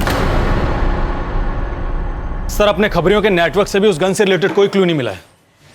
विश्वास, ये गन 16 साल पहले एक मर्डर में इस्तेमाल हुई और वही गन 16 साल बाद एक दूसरे मर्डर में इस्तेमाल हुई। तो इस बात की भी पूरी पॉसिबिलिटी है कि इन 16 सालों के दौरान और कई मर्डर्स में इस गन का इस्तेमाल किया गया हो। एक काम करो, पिछले 16 सालों में जितने भी मर्डर्स गोली मार के हुए हैं उन सबकी बैलिस्टिक रिपोर्ट चेक करो। सर जगत राय और साइरस ये दोनों नवरोज ईरानी मर्डर केस के प्राइम सस्पेक्ट थे। हो सकता है इन दोनों का भी इस गन के साथ कोई कनेक्शन हो, और हमें यह भी पता लगाना है कि इन दोनों का सूरज कुमार के मर्डर से क्या कनेक्शन हो सकता है। और नवरोज ईरानी की शोक सभा में ये जितने भी लोग हैं, इन सबका कनेक्शन भी सूरज कुमार के साथ हो सकता है। इन सबको आइडेंटिफाई करो और सभी से पूछताछ करो। सर, जिस कंपनी में नवरोज मैम सेक्रेटरी थी, वहीं मैं सेल्स एग्जीक्यूटिव था। हमको हमेशा लगा कि नवरोज ईरानी का मर्डर जगत राय ने किया था। वो बहुत पावरफुल लोगों को जानता था और उन्हीं का बदौलत वो यूनियन लीडर से एमएलए बन गया। लेकिन नवरोज मैम बहुत डेयरिंग लेडी थी। वो सच और सही के लिए किसी से भी लड़ जाती थी। पढ़ लिया? ये मांगे हैं मेरे मजदूरों की। एमडी को बोलो ये मांगे पूरी नहीं हुई तो हड़ताल कभी खत्म नहीं होगी। ये मांगे वर्कर्स की नहीं है। तुम उन्हें डरा धमका के उनके और कंपनी के बीच में डिस्प्यूट क्रिएट कर रहे हो। I will expose you very soon. और नवरोज मैम ने जगत राय को जेल करवा दी। उसके बाद वो दोबारा कभी यूनियन लीडर नहीं बना। इसी वजह से जगत राय ने नवरोज मैम को खत्म कराया होगा। इस फोटो को ध्यान से देखो। इस आदमी का नाम सूरज है। इस आदमी को तुमने नवरोज मैडम के साथ में देखा था? नहीं सर।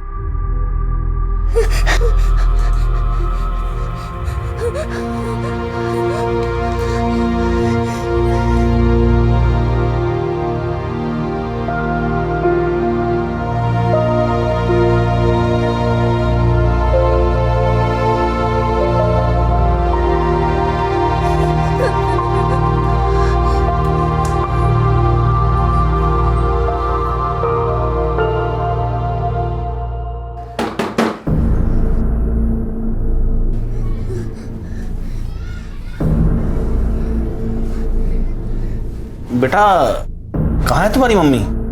मम्मी घर पे नहीं है। आप चले जाइए यहाँ से। ये मेरे पापा का घर है।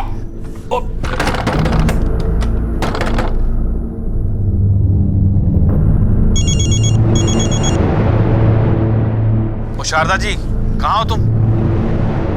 नहीं जानता इसको। और कुछ? आप सूरज कुमार को नहीं जानते, लेकिन हमें पता चला है कि जिसने सूरज कुमार को मारा है उसी ने 16 साल पहले नवरोज ईरानी को भी मारा था। और नवरोज ईरानी केस में तो आप... उस केस में 16 साल पहले ही क्लीन चिट मिल चुकी थी मुझे। अपना रिकॉर्ड चेक करो। सर, फिलहाल तो हम सूरज कुमार का मर्डर केस सॉल्व कर रहे हैं, और अगर हमें ये पता चला कि इस मर्डर में भी आपका हाथ है तो आपके खिलाफ 2 मर्डर केसेस... इंस्पेक्टर, मिलने का समय दिया है तो अपनी लिमिट मत क्रॉस करो। सब लोग जानते हैं कि नवरोज ईरानी को उसके भांजे साइरस ने मारा था। अगर एक केस सॉल्व करना चाहते हो तो साइरस को पकड़ो, साइरस को इन्वेस्टिगेट करो, मेरा टाइम मत खराब करो, समझे? ओ खुदाई, बहुत बुरे हैं हम। रोज़ एक नया पाप करते हैं। हमें हमारे गुनाहों की माफ़ी दो।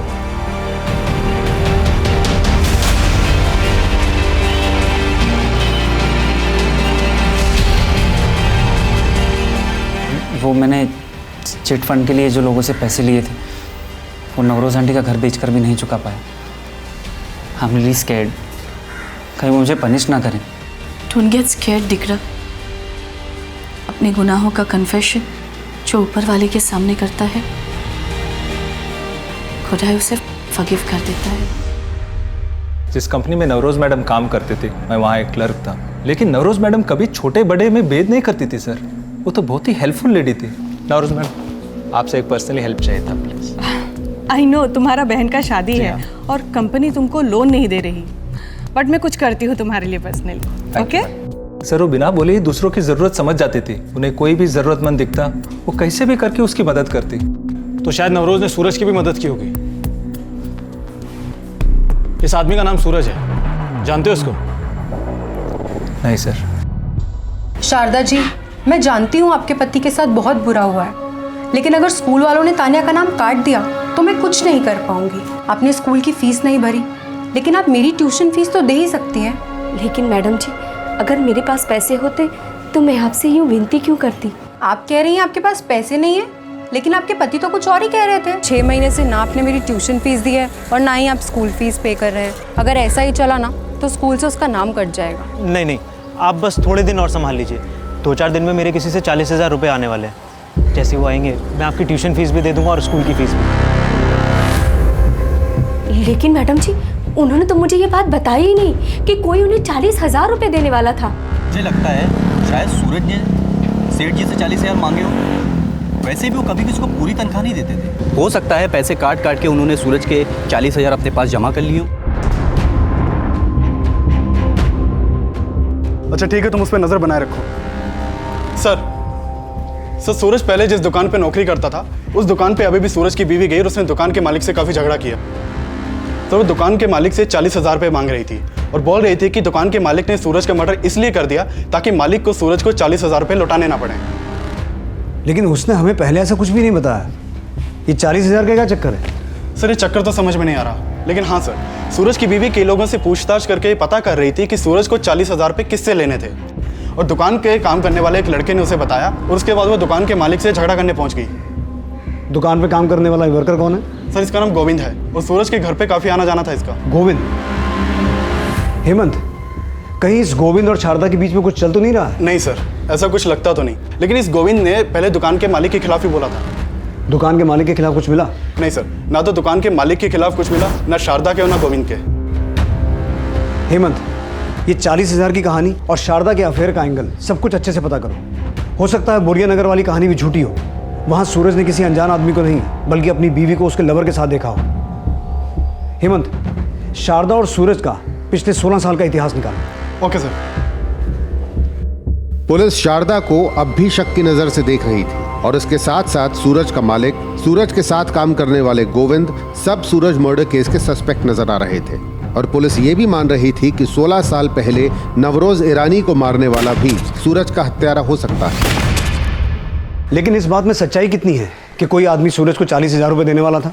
सर हमने सूरज के जानने वाले लोगों से बात की, लेकिन पता नहीं चल पा रहा कि वाकई में सूरज को कोई 40,000 रुपये देने वाला था या नहीं। इस बारे में सूरज की बीवी क्या बोलती है? सर वो तो खुद मान रही है कि जिससे सूरज को 40,000 रुपये लेने थे उसी ने सूरज को मारा होगा और वो खुद लोगों से मिलकर ये पता करने की कोशिश कर रही है कि आखिर सूरज को 40,000 रुपये देने वाला कौन था।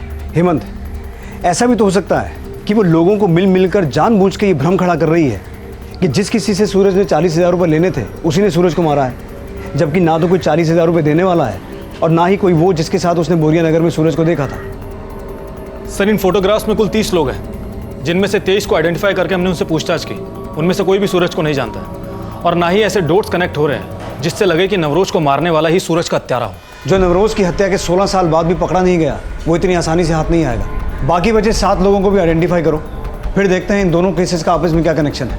सर नवरोज की हत्या के 10 साल बाद साल 2010 में एक एक्स आर्मी मैन ने ठीक उसी तरह की गन से अपने कजन की हत्या की थी जिस तरह की गन से नवरोज और सूरज की हत्या हुई थी। सर इस एक्स आर्मी मैन का नाम जगदीश कुमार है और ये आजकल भोपाल जेल में बंद है।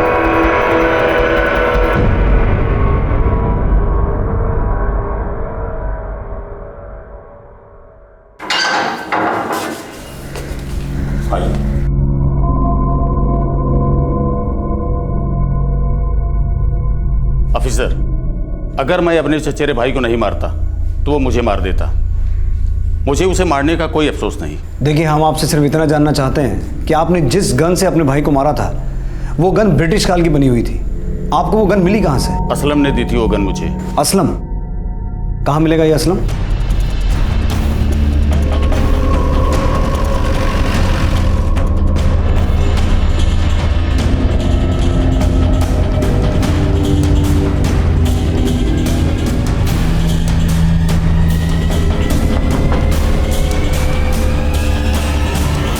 मानता हूं कि जगदीश कुमार को वो गन मैंने ही दी थी, लेकिन अब तो मैं उसकी सजा भी काट चुका हूं। लेकिन 9 साल पहले तूने जो गन जगदीश कुमार को दी थी वो अब किसके हाथ लग गई जो एक और मर्डर हो गया? साहब वो गन मेरी नहीं थी साहब, मैं तो एक मामूली सा देसी कट्टा सप्लाई करता था साहब। वो गन तो एहसान की थी। एहसान कौन? साहब मेरा दोस्त था, वो भी अवैध हथियार का धंधा करता था साहब। आज से 9 या 10 साल पहले बिहार पुलिस ने उसका लुकआउट नोटिस जारी कर दिया था साहब। उसने पूरा हथियार मेरे यहाँ छुपा दिया था साहब। उसमें से वो गन मैंने जगदीश कुमार को किराए पर दे दी थी साहब। जगदीश कुमार ने अपने भाई का मर्डर करने के बाद वो गन मुझे वापस कर दी थी साहब। कुछ दिन के बाद एहसान उस गन को वापस ले गया था। तो तू ये कहना चाहता है कि 16 साल पहले नवरोज और अब 16 साल बाद सूरज के मर्डर में जो गन इस्तेमाल हुई वो तूने नहीं, एहसान ने सप्लाई की थी? 16 साल बाद? लेकिन साहब एहसान कैसे गन सप्लाई कर सकता है? क्यों? वो तो 6 साल पहले पुलिस इनकाउंटर में मारा गया। सर इन तीनों में से ये एहसान है।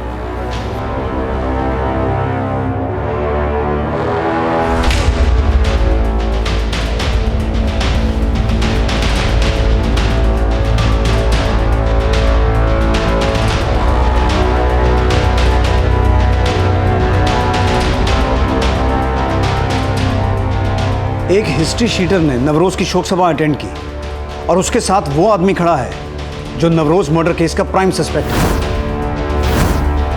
विश्वास, कहीं ऐसा तो नहीं कि सारिस ने ही एहसान को नवरोज को मारने के लिए कहा हो? लेकिन सर, नवरोज के मर्डर के करीब 10 साल बाद एहसान एनकाउंटर में मारा गया था, तो फिर सूरज का मर्डर किसने किया और किस मकसद से? ये तो अब सारिस ही बताएगा। फिलहाल तुम उस पुलिस टीम से मिलो जिन्होंने एहसान का एनकाउंटर किया था। शायद उनसे हमें ये पता चले कि एहसान ने असलम से वो गन वापस लेने के बाद किसको दी थी जिससे सूरज को मारा गया था। सर,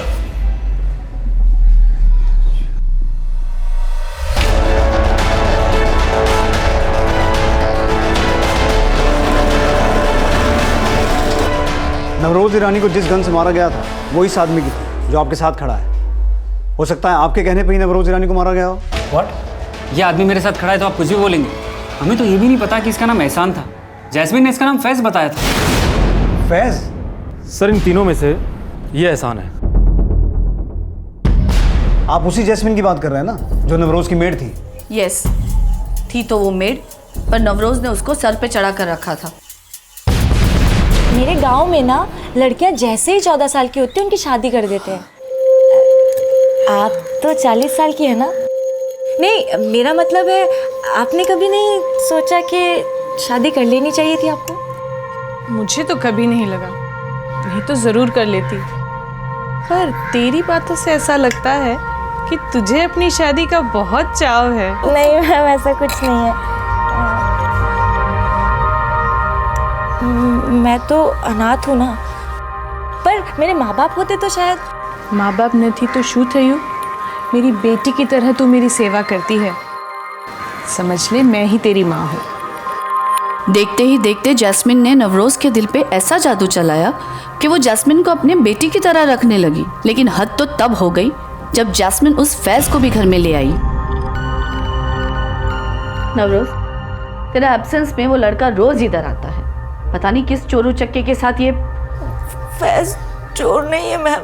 तो छे कौन ही छोकरो? तू क्या इस घर की मालकिन है जो नवरोज के एब्सेंस में किसी को भी घर में बुला लेगी? रो मत टिकरा, प्यार करती है उससे। जैस्मिन ने अपने झूठे आंसू दिखाकर नवरोज को इस तरह पागल बना दिया था कि नवरोज खुद जैस्मिन की और फैज की शादी के बारे में सोचने लगी थी। सर, जैस्मिन ने बताया था फैज जूते चप्पल बेचने का काम करता था, और अब आपसे पता चल रहा है कि उसका नाम एहसान था और वो एक क्रिमिनल था। आप मेरे बेटे पर शक कर रहे हैं, पर हम तो जैस्मिन पर शक पहले ही जता चुके थे। लेकिन नवरोज के मरने के बाद सबसे ज्यादा फायदा आपको पहुंचा, क्योंकि नवरोज की सारी प्रॉपर्टी आप लोगों की हो गई। सर, आपकी तरह ये गलतफहमी पहले भी पुलिस को हुई थी, but I really love Navroz aunty. वो भी मुझसे बहुत प्यार करती थी। वाह, वेरी नाइस वॉच आंटी। आपने मुझे घड़ी गिफ्ट किए ना, अब देखना मेरा टाइम ज़रूर चेंज होगा, मेरी कंपनी का सारा लॉस कवर हो जाएगा। Thank you aunty. सर, मैं नवरोज आंटी को सपने में भी मारने की नहीं सोच सकता, वो भी प्रॉपर्टी के लिए। नवरोज के प्रॉपर्टी के लीगल नॉमिनीज हम ही थे, पर उसे जैस्मिन की असलियत मालूम नहीं थी, इसीलिए उसने अपनी लाइफ इंश्योरेंस पॉलिसी का नॉमिनी जैस्मिन को कर दिया। ये तो शुक्र है कि उसने कोई विल नहीं बनाई, नहीं तो उसमें भी जैस्मिन का नाम डाल देती। सर, एहसान का एनकाउंटर करने वाली बिहार पुलिस टीम से हमने बात की, लेकिन उनसे हमें एहसान की गन से रिलेटेड कोई क्लू नहीं मिला है। लेकिन उनका कहना है कि 6 साल पहले एहसान और उसके साथियों का एनकाउंटर करने के बाद एहसान की बीवी जैस्मिन ने ही एहसान की बॉडी के लिए क्लेम किया था, और तब वो प्रेग्नेंट थी। विश्वास, सारिस और नवरोज की बहन फिरोजा एहसान और जैस्मिन पर शक जता रहे हैं। अगर सारिस ने एहसान से नवरोज को मरवाया होगा तो इस बात के कितने चांसेस हैं कि एहसान के एनकाउंटर के बाद जैस्मिन ने सूरज को मरवाया हो? सर, साइरस ने पहले भी जैस्मिन को एक्यूज बनाने में कोई कसर नहीं छोड़ी थी, तो हो सकता है कि वो अभी वही गेम खेल रहा हो। लेकिन जैस्मिन ने एहसान और फैज को अपना पति बना लिया था, तो हो सकता है कि अब जैस्मिन एहसान का गैर कानूनी जिंदा संभाल रही हो। आजकल रहती कहाँ है जैस्मिन? सर, बिहार पुलिस ने पटना का एड्रेस दिया है। एहसान के एनकाउंटर तक वो पटना में किराए पर रह रही थी, और एनकाउंटर से पहले एहसान का भी वहाँ आना जाना होता था।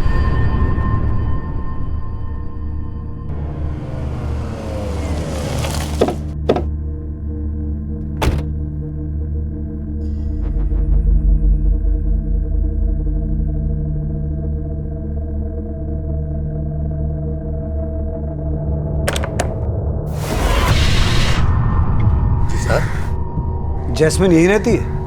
रहती है? अरे उसको तो मर के 4 साल हो गए। जैस्मिन मर चुकी है? उसका पति जुनेद जब मरा था तो वो पेट से थी, पति की मौत का सदमा नहीं बर्दाश्त कर सकी, वो भी मर गई बेचारी। क्या नाम बताया आपने उसके पति का? जुनेद। जुनेद? यही जुनैद है? हाँ यही तो है जुनैद।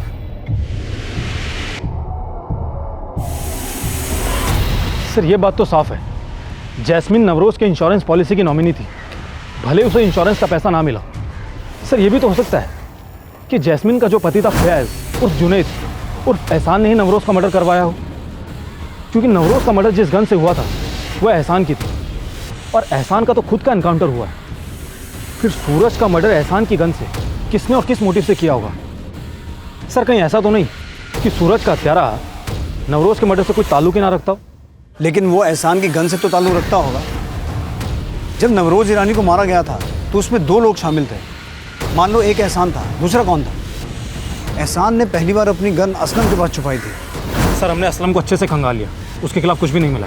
लेकिन ऐसा भी तो हो सकता है विश्वास कि असलम जैसा ही एहसान का कोई दूसरा साथी हो, क्योंकि जब एहसान का इनकाउंटर हुआ था उसके पास वो गन नहीं थी। हो सकता है उसने वो गन अपने किसी दूसरे साथी को दी हो। इस एहसान का पूरा क्रिमिनल बैकग्राउंड खंगालो, कोई ना कोई ऐसा ज़रूर मिलेगा जिसका सूरज के मर्डर से कोई कनेक्शन है।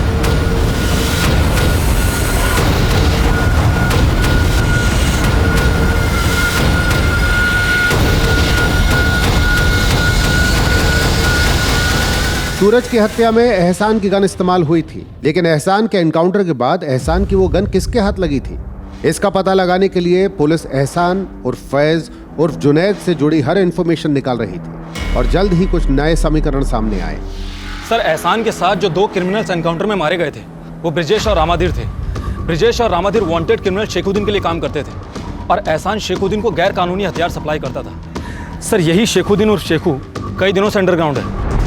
अगर एहसान इस शेखू को इलीगल आर्म सप्लाई करता था तो हो सकता है एहसान ने वो गन शेखू को दी हो जिससे सूरज की हत्या हुई थी। ये जहाँ कहीं भी अंडरग्राउंड है, अपने खबरियों से कहो उसे खोद के निकालें, क्योंकि अब ये शेखू ही बताएगा कि सूरज की हत्या का 16 साल पहले हुई नवरोज की हत्या से क्या कनेक्शन है। शेखू का पता लगाने के लिए पुलिस ने बिहार से लेकर वेस्ट बंगाल तक अपना खबरी नेटवर्क एक्टिव कर दिया। नवरोज और सूरज मर्डर से जुड़े सभी लोगों से पुलिस शेखू तक पहुंचने का तार ढूंढ रही थी और 41 दिन बाद पुलिस को शेखुद्दीन और शेखू के पटना में छिपे होने की इंफॉर्मेशन मिली।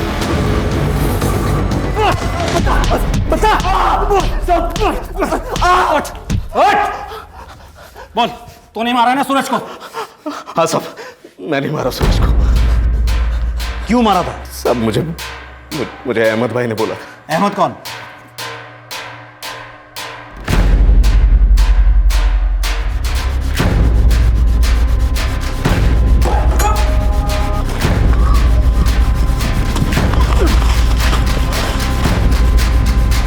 ऐसा नहीं है, अहमद है।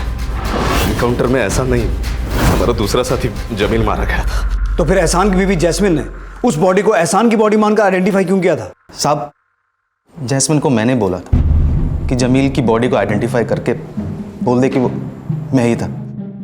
तो जैस्मिन ने नवरोज की इंश्योरेंस पॉलिसी क्लेम करने के लिए तुझसे बोल के नवरोज को मरवाया? नहीं साहब, जैस्मिन को इस बारे में कुछ नहीं पता था। जैस्मिन को मैंने झूठ बोला था कि साइरस मुझे नवरोज मर्डर केस में फंसवा सकता है, तो इसलिए जमील की बॉडी को आइडेंटिफाई करके बोल दे कि वो मैं ही हूँ। साहब जैस्मिन को तो ये भी नहीं पता था कि नवरोज को मैंने मरवाया था। सब एहसान के कहने पे मैंने ही नवरोज को मारा था। तेरे साथ एक और भी तो था, वो कौन था?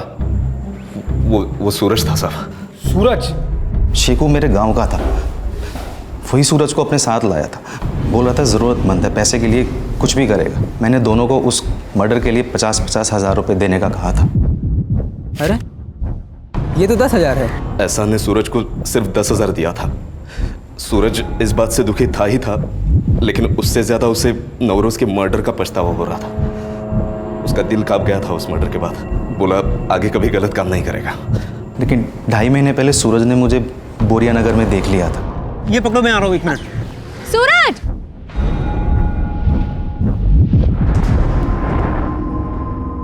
उस दिन के बाद से वो मुझे ब्लैकमेल करने लगा। कहने लगा कि उसके पास कुछ सबूत है कि मैंने ही नवरोज को मरवाया है। कैसा सबूत? सब वो मुझे नहीं मालूम, लेकिन कह रहा था कि जिस लिफाफे में मैंने उसे 10,000 दिए थे उसमें गलती से मैंने कुछ ऐसा छोड़ दिया कि वो मुझ पे भारी पड़ सकता है। और उस दिन के बाद मैंने उसे ख़त्म करने का सोच लिया था। हेलो,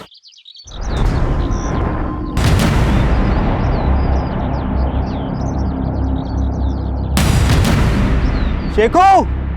सूरज। सर एहसान ने बोला था कि उसने सूरज को इसी एनवलप में 10,000 रुपये दिए थे और इसी एनवलप में हमें ये नेगेटिव्स मिले। और शायद इन्हीं नेगेटिव्स को सबूत बताकर सूरज एहसान को 40,000 रुपये के लिए ब्लैकमेल कर रहा था और इन्हीं नेगेटिव्स की मदद से हमने 16 साल पुराना नवरोज मर्डर केस भी क्रैक कर लिया। सूरज ने नवरोज की हत्या के बाद अपराध को अलविदा कहने का निश्चय तो कर लिया था, लेकिन जब उसकी ज़रूरतों ने उसे 16 साल बाद उस मर्डर कॉन्ट्रैक्ट के बाकी बचे 40,000 रुपये वसूलने की मृत तृष्णा दी तो बदले में उसे सिर्फ मौत मिली। माना सुबह का भूला अगर शाम को घर वापस आ जाए तो उसे भूला नहीं कहते, लेकिन इरादा कमज़ोर हो और इंसान इम्तिहान देने से डरता हो तो उसका किया उसे कभी नहीं बख्शता, और हमारा किया हमारे अपनों को भी भुगतना पड़ता है। क्राइम पेट्रोल के ऐसे ही मजेदार एपिसोड्स देखने के लिए हमारे चैनल को सब्सक्राइब करें।